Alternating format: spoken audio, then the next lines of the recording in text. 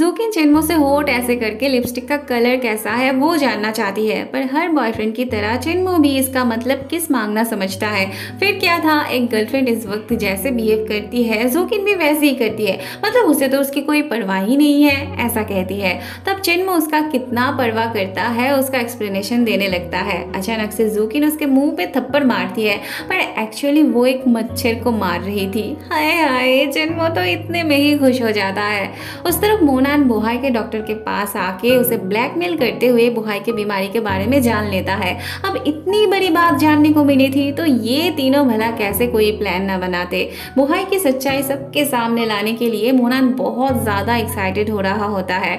बाद में बाओनी मोनान से मिलने आती है ये बोलने के लिए कि वो लिंग और उसके साथ पहले जैसा था वैसा ही रहे, चाहे जो कुछ भी हो जाए पर उनकी दोस्ती ना टूटे। मोनान कहता है अब गेम खत्म हो चुका है, वो एक्सपोज हो गया है, तो ये सब दोस्ती वोस्ती के रिश्ते से उसे कोई मतलब नहीं है। बाओनी उससे पूछती है तो क्या इतने दिनों तक जो कुछ भी था क्या वो झूठ था। मोनान हाँ कहता है और कहता है वो ये सब किया था बस अपनी आइडेंटिटी को छुपाने के लिए। अब जब सब कुछ सामने आ ही गया है तो उसे भी ये सब कंटिन्यू करने की कोई जरूरत नहीं पड़ती। अब वो बस एक ही काम कर सकती है, वो है जितनी जल्दी हो सके वो उसे भूल जाए। बाओनी रोते हुए वहाँ से चली जाती है। मोनान बाओनी को कितना ज्यादा हर्ट कर रहा होता है ये तो उसे भी पता होता है, पर वो भला कर भी क्या सकता था। उसकी सारी फीलिंग्स लिंग के लिए था, पर बाओनी को वो अच्छा दोस्त मानता था। उसे फ्यूचर में दर्द ना हो इसीलिए वो अभी से उसे अपने से दूर करने की कोशिश कर रहा होता है। जाते जाते रास्ते में कुछ लड़के बाओनी को परेशान करने लगते हैं तो मोनान का असिस्टेंट आके उसे बचाता है। बाओनी को लग रहा होता है मोनान ने शायद उससे कुछ कहने के लिए भेजा होगा, पर वो तो बाओनी का बैग लौटाने आया था। अगले दिन एक अवार्ड सेरेमनी होती है जहां बोहाई इनवाइटेड होता है। मोनान और उसका बॉस भी आया होता है मजा देखने के लिए, क्योंकि इस अवार्ड सेरेमनी के दौरान ही उनके प्लान को अंजाम देना होता है। बोहाई को जब अवार्ड लेने के लिए स्टेज पे बुलाया जाता है तब रिपोर्टर्स बोहाई के कलर ब्लाइंडनेस को लेके सवाल करने लगते हैं। कुछ लोग इस बात को मानना नहीं चाहते हैं और कुछ इस बात का प्रूफ चाहते हैं। रिपोर्टर्स को बाद में इंटरव्यू लेने के लिए कहा जाता है, पर वो लोग तो इसी काम के लिए ही आए होते हैं। अवार्ड लेने से पहले ही तो सबके सामने बखेड़ा खड़ा करना होता है ताकि वो सबके सामने एक्सपोज भी हो जाए और उसे अवार्ड भी ना मिले।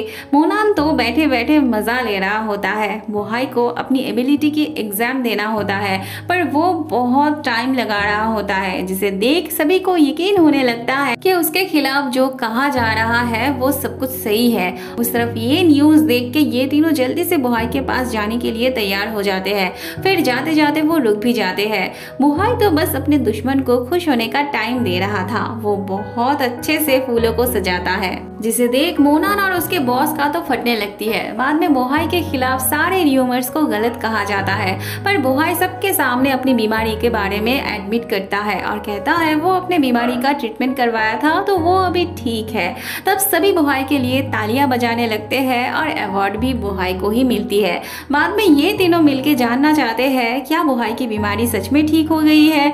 चिन्मो तो उसके एग्जाम भी लेता है। बोहाई जूकिन और चिन्मो के सामने तो क्लियर करके कुछ कहता नहीं है, पर अलग से लिंग को बताता है। बोहाई कहता है उस दिन जब वो ट्रक के अंदर फंस गया था तब उसकी कलर चली गई थी, पर जब लिंग उसके पास आके उसे प्यार से संभाल रही थी तब उसकी कलर फिर से वापस आ गई थी। मतलब लिंग ने अपने प्यार से उसे क्योर किया था। लिंग कहती है अगर वो कभी ब्रेकअप करके चली गई तब उसे कौन बचाएगा। बोहाई को यकीन होता है लिंग उसे छोड़ के कभी नहीं जा सकती है। बोहाई उसे किस करने ही जाता है, पर लोगों के आने की आवाज सुन के लिंग भाग जाती है, पर बाद में काम के बीच उन्हें मौका मिल ही जाता है किस करने का। बाओनी फिर से मोनान से मिलने आती है। वो कैसे अपने प्यार को गलत रास्ते में जाते हुए देख सकती थी। मोनान भले ही उसके लिए फील ना करता हो, पर बाओनी को इस बात का डर होता है कि गलत रास्ता चुनने की वजह से कहीं वो मोनान को अभी जितना देख पा रही थी उतना भी उसे देखने का मौका नहीं मिले तो वो क्या करेगी। पर मोनान पे तो बदला लेने का भूत सवार था। मोनान को उस डॉक्टर से ये जानना था कि बोहाई ठीक कैसे हो गया, क्या उसने उसे गलत इन्फॉर्मेशन दिया था। तब डॉक्टर कहते हैं अगर बोहाई को इमोशनल सपोर्ट मिलता है, मतलब किसी का प्यार मिलता है, तो वो ठीक हो सकता है, पर अगर ये इमोशनल सपोर्ट उससे चला जाए तब वो जिंदगी में फिर कभी ठीक नहीं हो पाएगा। मोनान का असिस्टेंट उससे पूछता है तो क्या वो अब लिंग को फोर्स करने वाला है बोहाई के जिंदगी से चले जाने के लिए। उस तरफ ये दोनों तो अपने ही धुन में चल रहे होते हैं। बाद में दोनों मूवी देखने आते हैं। बोहाई को ये खिलौना बहुत पसंद था तो लिंग उसके लिए और अपने लिए लेके आती है। फिर दोनों हक करते हैं। बोहाई लिंग को घर छोड़ने आता है पर दोनों का ही एक दूसरे को छोड़ जाने का मन नहीं होता। लिंग तो जाके फिर से वापस आती है उसे हक करने। बाद में मोनान ऊपर से लिंग को बुलाता है तो वो चौंक जाती है। मोनान लिंग को धमकी देता है कि अगर वो बोहाई से ब्रेकअप नहीं करेगी तो वो बोहाई को बर्बाद कर देगा। लिंग को उसकी ये बातें बिल्कुल भी अच्छी नहीं लगती है और वो वहाँ से चली जाती है। फिलहाल के लिए लिंग मोनान की बात को सीरियसली नहीं लेती है पर मोनान अगले दिन से ही अपना काम शुरू कर देता है। बोहाई की कंपनी में फाइनेंशियली प्रॉब्लम क्रिएट करता है। लिंग परेशान होकर बोहाई से बात करने आती है पर बोहाई उसे परेशान होने से मना करता है क्योंकि बोहाई के पास जब तक लिंग का प्यार था तब तक वो सारी प्रॉब्लम से उभर सकता था। और वैसा ही होता है। वो कंपनी का प्रॉब्लम लिंग के साथ मिलकर सॉल्व कर लेता है। बाद में मोनान फिर से लिंग को वार्निंग देने आता है जिससे लिंग बहुत ज्यादा गुस्सा होकर वहाँ से चली जाती है। रात में लिंग बोहाई को मैसेज करती है पर उसका रिप्लाई ना आते देख लिंग को टेंशन होने लगती है कि मोनान ने सच में तो कुछ कर नहीं दिया बोहाई के साथ। वो परेशान होकर बोहाई के पास जाने ही लगती है पर तभी बोहाई का मैसेज आता है। फिर बात करते करते लिंग थोड़ा बाहर आती है तो वो अपने सामने बोहाई को देख के चौंक जाती है। बोहाई से तो रहा ही नहीं जा रहा था लिंग को बिना देखे। वो दोनों यहाँ आ जाते हैं टाइम स्पेंड करने। लिंग को बिना बताए मैसेज का रिप्लाई देने में लेट करने के लिए लिंग रूठने लगती है। अब बोहाई का काम था अपनी प्यारी सी गर्लफ्रेंड को मनाना। लिंग उसे पनिशमेंट के तौर पे डांस करने के लिए कहती है और बोहाई भी बड़े अच्छे से बिना शर्माए डांस करने लगता है। दोनों में तो प्यार की बारिश होने लगती है। अब इतने रोमांटिक पल में एक किस ना हो तो कैसे चलता। अगले दिन फिर से मोनान बोहाई की कंपनी में प्रॉब्लम क्रिएट करता है। बाद में लिंग मोनान से इस बारे में बात करने आती है। मोनान भी उसे एक ही वार्निंग देता है। लिंग कहती है जो एक दिन इतनी अच्छी दोस्ती निभाया था आज वही अपने दोस्तों के साथ ऐसा कैसे कर सकता है। मोनान कहता है वो अब नहीं रुक सकता। लिंग कहती है आज के बाद से वो दोनों एक दूसरे के दुश्मन हुए। जाते वक्त लिंग अपना टेंट वहाँ देखती है। बाद में ये दोनों मोनान की वजह से अपसेट होकर ड्रिंक करने लगते हैं। लिंग भावनी से मोनान के वार्निंग के बारे में बताने ही जाती है पर उसकी उदासी देख के उसके अंदर की दर्द को देख के वो कह नहीं पाती। भावनी कहती है उसे लगा था उसे उसके सच्चा प्यार मिल गया है पर भगवान उसके साथ ऐसे मजाक करेंगे वो सोच भी नहीं पाई थी। वो ये कहते हुए रोने लगती है कि उसने कभी नहीं सोचा था कि वो जिसे प्यार करेगी वो उसे शुरू से लेके आखिर तक कभी प्यार नहीं करेगा। भावनी बहुत ज्यादा रोने लगती है तो लिंग उसे संभालने लगती है।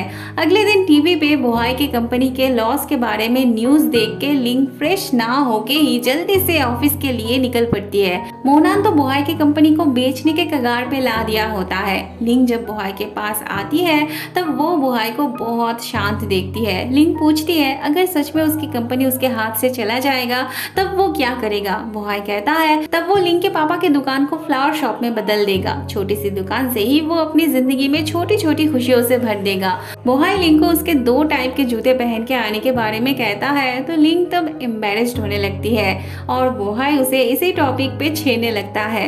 मोनान तो एक ही पल में इन दोनों को मैच्योर बना देता है। सभी आगे क्या होगा ये सोच के परेशान हो रहे होते हैं। चिन्मो फिलहाल के लिए कैंडी खिला के जूकिन को रिलैक्स फील करवाता है। बोहाई भले ही लिंग के सामने कूल रहने की कोशिश कर रहा था पर अकेले में कंपनी की चिंता उसे खाई जा रही थी। सपने के अंदर लिंग बोहाई और उसके बचपन के साथ बात करते हुए सुनती है। सुबह उठ के उसे ये एहसास होता है कि बोहाई के लिए उसका कंपनी उसकी जान है। वो बस प्रिटेंड कर रहा था कि वो ठीक है पर अंदर ही अंदर वो टूटा हुआ था। वो कंपनी सिर्फ उसका नहीं बल्कि उसके माँ का सपना था जिसे वो जी रहा था और इस तरह से वो अपने मॉम को भी जिंदा रखा था। अगर ये कंपनी नहीं रहती है तो वो भी नहीं रह पाएगा। ये सब सोचते सोचते लिंग के आंखों से आंसू बहने लगते हैं। बाद में लिंग मोनान के डील से राजी हो जाती है पर वो उससे एक दिन और मांगती है। लिंग बोहाई को मैसेज करके उसके साथ टाइम स्पेंड करने के लिए बुलाती है।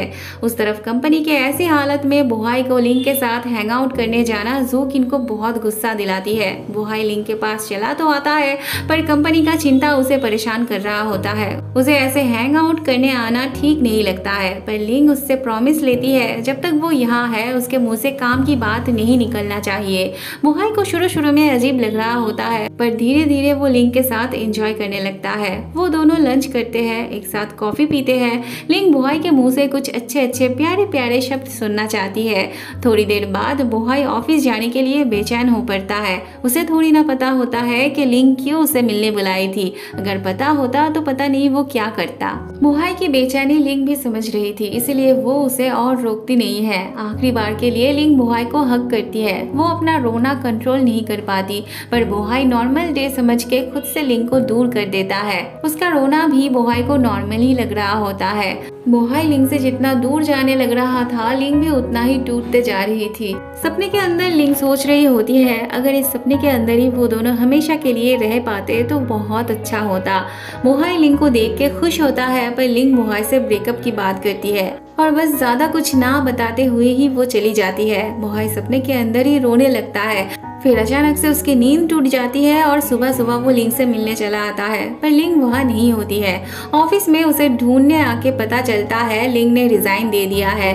बोहाई उसे फोन पर भी नहीं पाता। उस तरफ लिंग मोनान को अपना प्रॉमिस याद दिलाने के लिए आती है। मोनान जब लिंग के साथ रिलेशन में जाने की बात करता है, तब लिंग कहती है भले ही बोहाई के साथ उसने ब्रेकअप कर लिया हो, पर वो उसकी कभी नहीं होगी।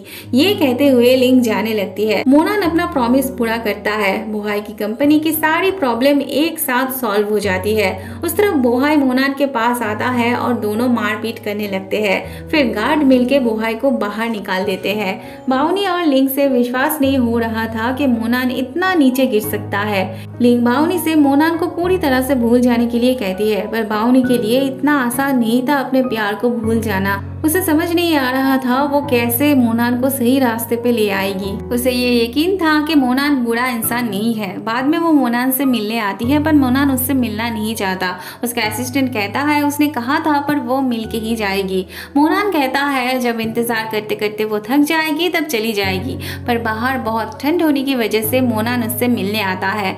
बाउनी उसे समझाती है, वो उसे कितना प्यार करती है वो एहसास करवाती है, पर मोनान का दिल लिंग के लिए जितना फूलों की तरह कोमल होता है, बाउनी के लिए उतना ही पत्थर दिल होता है।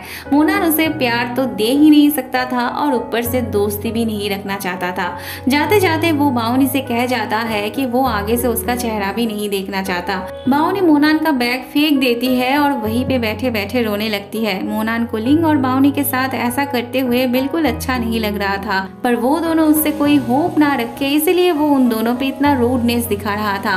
मोनान को अब डेविल बनना था।